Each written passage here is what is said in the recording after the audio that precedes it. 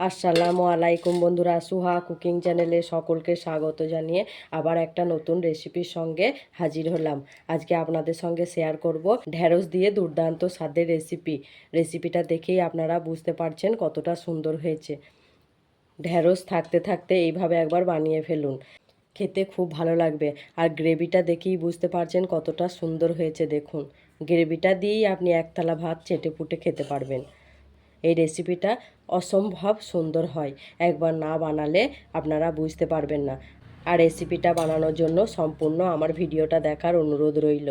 যারা এখনও পর্যন্ত আমার চ্যানেলটাকে সাবস্ক্রাইব করেনি, সাবস্ক্রাইব করে আমার পাশেই থাকুন।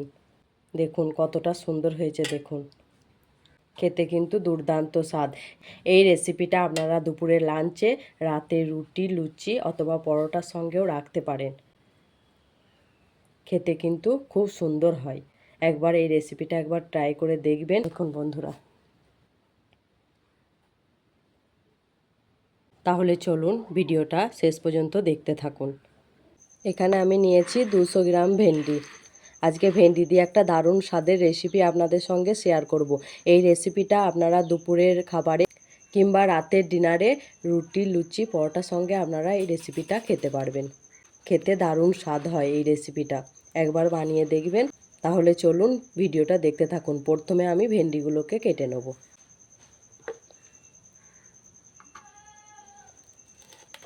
একটু বড় সাইজের ভেন্ডি নিলে 3টে ভাগ করবেন। এটা ছোট সাইজের ভেন্ডি বলে আমি এটাকে 2 ভাগ করে নেব। একটু মুখগুলোকে বাদ দেবো আর মাছ দিয়ে একটা ভাগ করে নেব। আর অবশ্যই ভেন্ডিগুলোকে প্রথমে কাটার আগে ভালো করে ধুয়ে নেবেন। আমি ধুয়ে নিয়েছিলাম।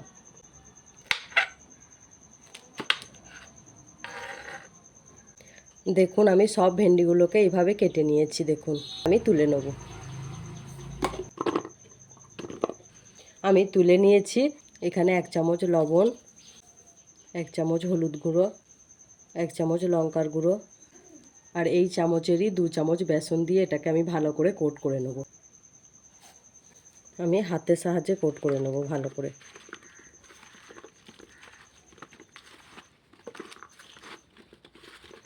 এখানে বেসনের পরিমাণটা বেশি দিলে হবে না, ঠিক পরিমাণ মতোই দিতে হবে। আর বেসনটা দেওয়ার কারণ হচ্ছে তরকারি গ্রেভি করার জন্য। তরকারি গ্রেভিটা খুব ভালো হয়। দেখুন বন্ধুরা, আমি ভালো করে কোট করে নিয়েছি। আর ঢ্যাঁড়সের গায়ে জলটা ছিল বলে এরকম ভিজে ভাব হয়ে গেছে। এভাবে আপনারা সুন্দর করে কোট করে নেবেন। তাহলে চলুন ভিডিওটা দেখতে থাকুন। কড়াটা চাপিয়ে দিয়েছি, কড়াটা গরম হয়ে গেছে। এবারে দিয়ে দেবো পরিমাণ মতো তেল। তেলটা গরম হয়ে গিয়েছে, এবারে দিয়ে দেবো ঢ্যাঁড়সগুলো।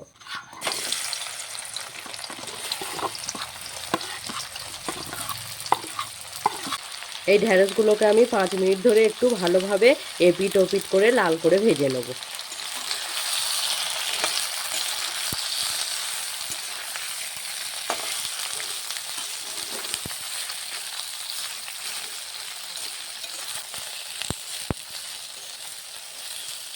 আমার ভাজা হয়ে গিয়েছে, এবারে আমি নামিয়ে দেবো।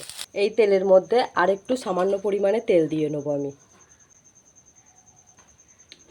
ফোড়নে দিয়ে দেবো 1 চামচ জিরে। 2টো পেঁয়াজকে ছোট ছোট করে কুচো করেছিলাম, সেটা দিয়ে দেবো।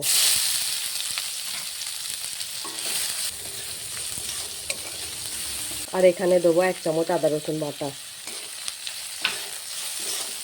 যতক্ষণ না আদা রসুনের গন্ধটা চলে যায় ততক্ষণ পর্যন্ত আমি একটু কষিয়ে নেবো ভালো করে। দেখুন, আদা রসুন আর পেঁয়াজটাকে একটু ভালো করে আমি ভেজে নিয়েছি। এইবারে দিয়ে দেবো আমি সামান্য পরিমাণে জল।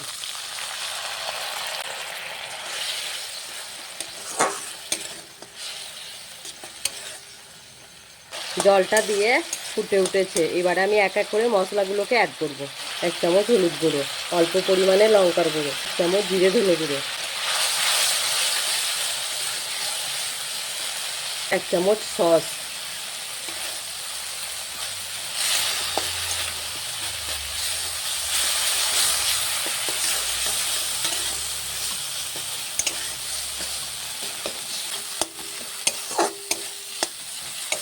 আর একটু জল দিয়ে আমি ভালো করে কষিয়ে নেব সব মশলার সঙ্গে। যতক্ষণ না পর্যন্ত তেল ছাড়বে ততক্ষণ পর্যন্ত আমি কষিয়ে নেব ভালো করে। আমার মশলাটা ভালোভাবে কষানো হয়ে গিয়েছে, দেখুন। দিয়ে দেবো এবার ঢ্যাঁড়সগুলো। এই ঢ্যাঁড়সগুলো দিয়েও এবার মশলার সঙ্গে আরও কিছুক্ষণ ধরে আমি কষিয়ে নেব। ও 2 কাঁচা লঙ্কা, 1 চামচ চাট মশলা। আপনাদের কাছে চাট মশলা না থাকলে আমচুর পাউডার ব্যবহার করবেন। এই চাট মশলাটা দিলে না তরকারিটা দারুণ সুন্দর টেস্ট হয়। এই সব মশলার সঙ্গে এইভাবে একবার কিছুক্ষণ ধরে কষিয়ে নেবেন। দেখুন আমি ভালোভাবে কষিয়ে নিয়েছি, আপনারা দেখেই বুঝতে পারছেন। যে পাত্রে আমি ঢ্যাঁড়সটা তুলে রেখেছিলাম সেই পাত্র ধুয়ে একটু জল দিয়ে দেবো।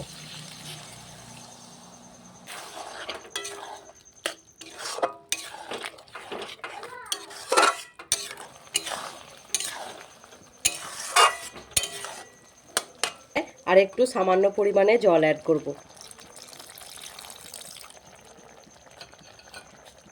আপনারা গ্রেভিটা যদি একটু ঘন খেতে চান একটু কম দেবেন জল, আর যদি একটু বেশি খেতে চান তাহলে একটু বেশি করেই জল দেবেন।